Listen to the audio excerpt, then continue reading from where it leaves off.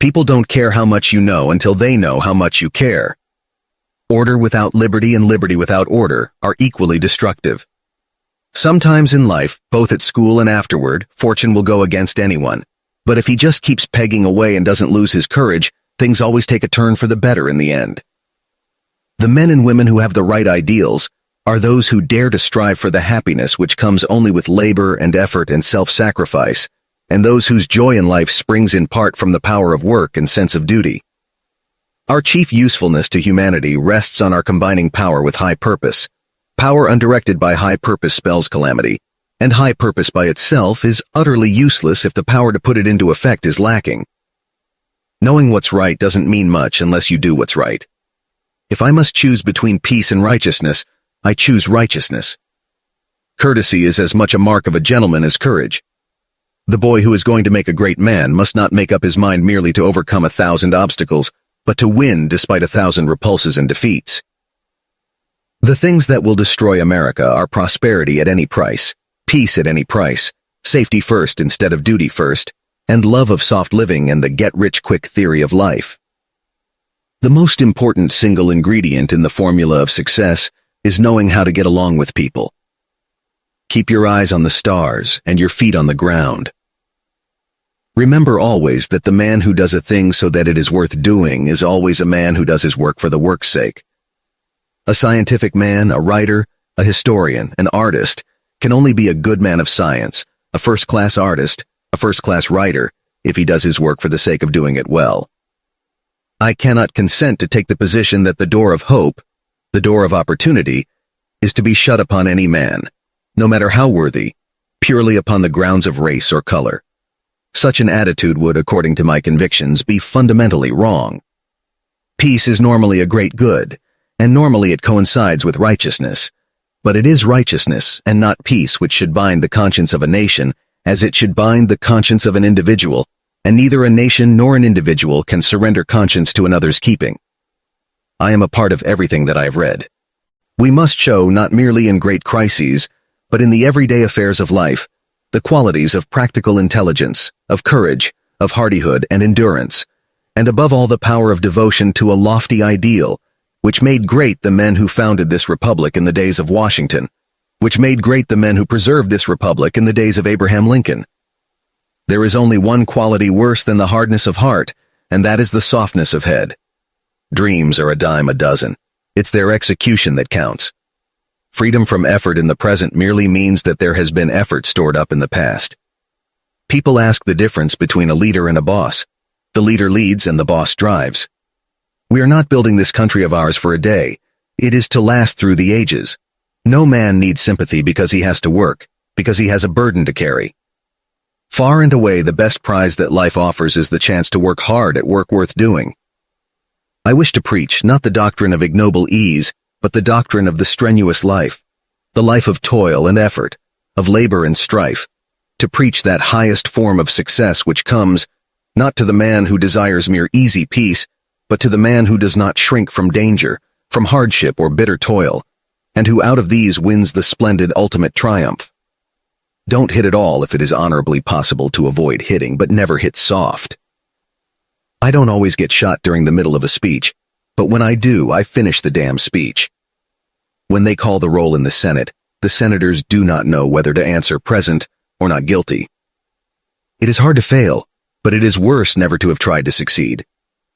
It is a bad thing for a nation to raise and to admire a false standard of success, and there can be no falser standard than that set by the deification of material well-being in and for itself. We need the iron qualities that go with true manhood.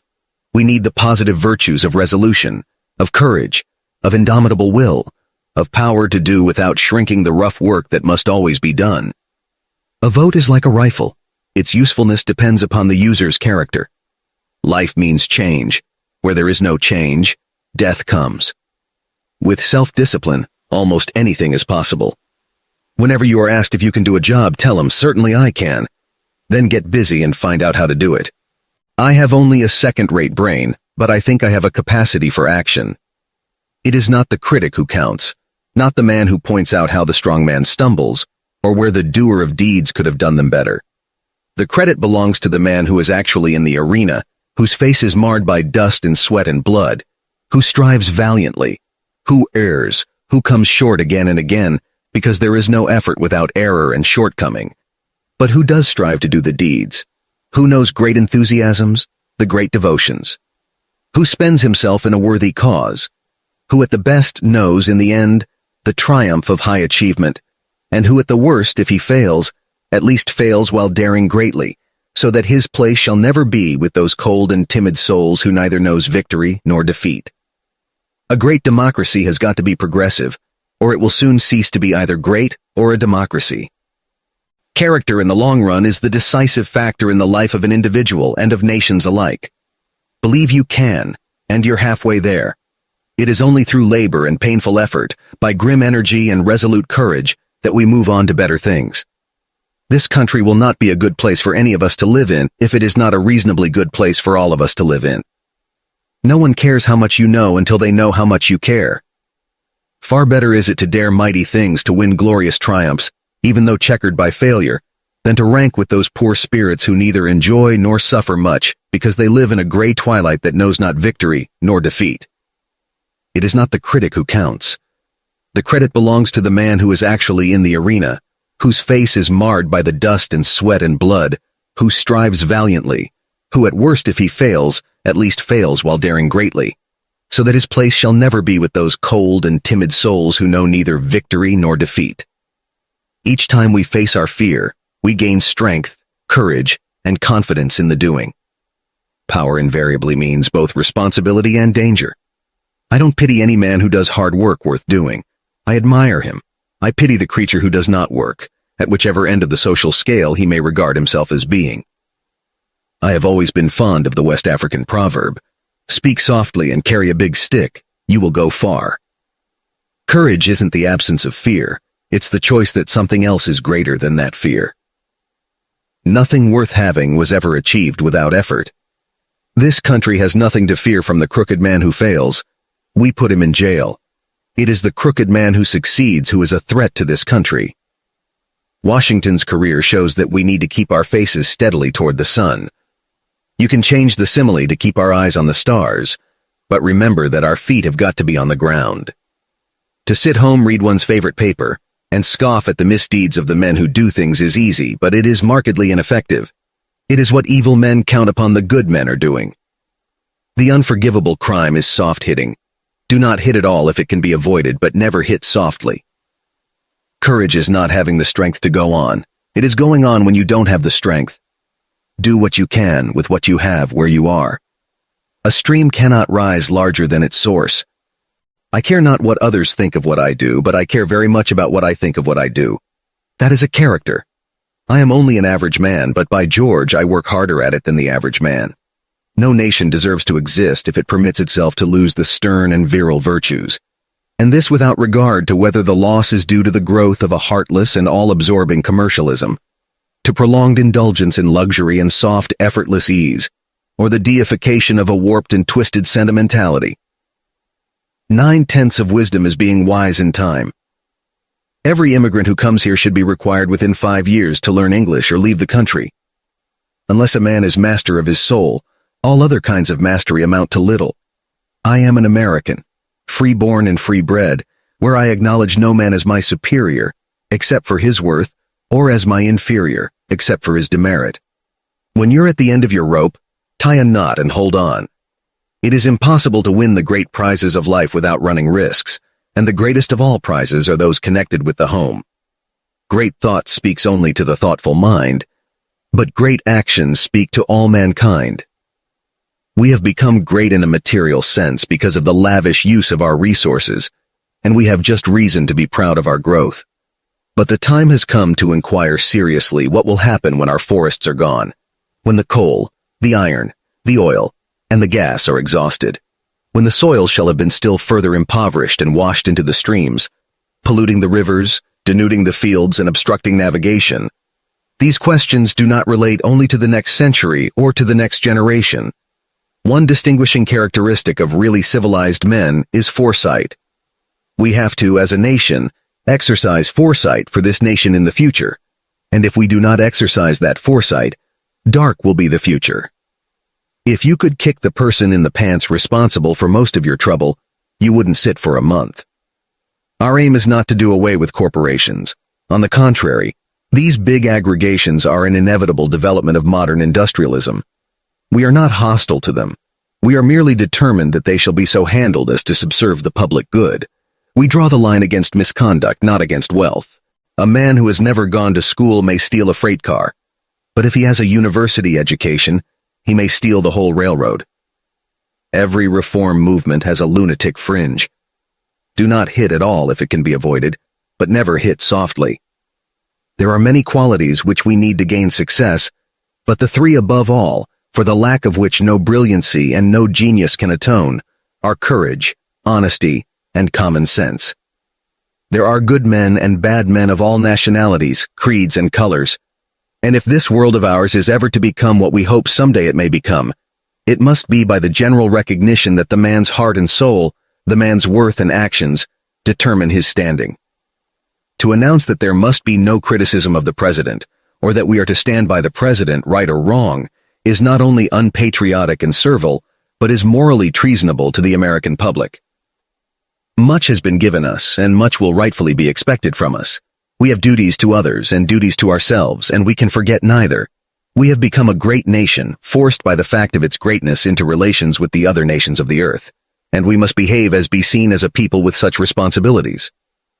The best executive is the one who has sense enough to pick good men to do what he wants done, and self-restraint to keep from meddling with them while they do it.